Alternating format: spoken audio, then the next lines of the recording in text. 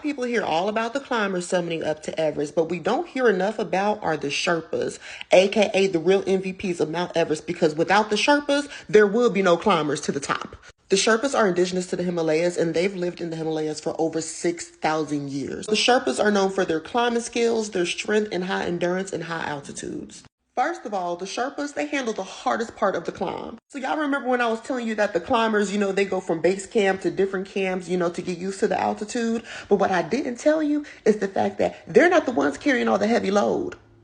Yeah, they may carry 20 to 30 pounds on their back, but they chose to do that. No, they got the Sherpas carrying the majority of all their camping equipment from each camp. The Sherpas are the ones carrying 60 to 80 pounds of gear. They're the ones carrying the ropes, the ladders that's used to get through the crevasses. The ropes the climbers are using to ascend up to the top of this damn mountain.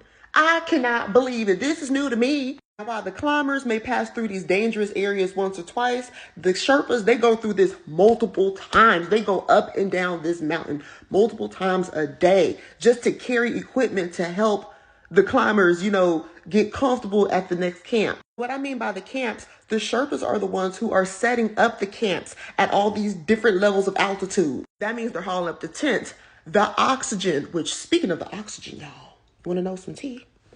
If you didn't know, bitch, they have to pay for oxygen. The climbers have to pay. One thing of oxygen ranges from 400 to 600 Zulas. And each climber needs about 5 bottles of oxygen to make it to the top of the summit. And guess who's carrying them? They're also carrying the majority of the food and drinks just to make sure the climbers are comfortable at the next camp location. So I guess we see where this money is going towards, huh? But if you're choosing to climb this mountain, why don't you carry it yourself? Keep in mind, they're doing this while guiding the climbers. Yeah. Now, once the climbers show up to the camp, you think the Sherpas are sitting back being comfortable? No. They have to prepare the food, get the drinks, set up the camp for everybody, put everyone's tents together. Like, how come I'm just now finding out about this? Keep in mind, they're assisting the climbers with anything and everything that they need. Because you got to remember, because of that altitude, simple tasks can be a little exhausting. But you chose to do this. The Sherpas are the guides and the navigators. They're the ones who help the climbers get to the top. So if you ever hear a climber talk about, I made it up to the top, don't forget to give the acknowledgement to the Sherpa who assisted his ass. The Sherpas are the ones leading the climbers through every single dangerous scenario, like Khumbu Falls. If you remember me talking about that in the previous video, the Sherpas, they go ahead of the climbers and they scout to make sure everything is safe. So they're risking their lives 24/7 for these climbers who chose to pay $30,000 to $90,000 to climb this mountain. The Sherpas are the ones setting up the ropes. The Sherpas are the ones setting up the ladders. They're testing the ladders to make sure it's safe. Like, just talking about this, and I'm shaking because, this is not right. Now, I know you're like, ND, how much are they getting paid to do this? Obviously, these climbers are paying up to $100,000 to climb this mountain. That means the Sherpas have to be getting what? At least 30, 40K? Nah, baby. Each climb, they only make between $5,000 to $10,000. And $10,000 is on the high end. Yeah, per climb. Feel sick to your stomach yet? Because I do. And I don't care what the Nepalese rupee conversion is. $5,000 to $10,000 USD, that is wrong. And you know what makes this even worse? Every season, the Sherpas have to pay for their own gear equipment. And that ranges about $7,000. Need I remind you they're doing all this while carrying 80 pounds on their back?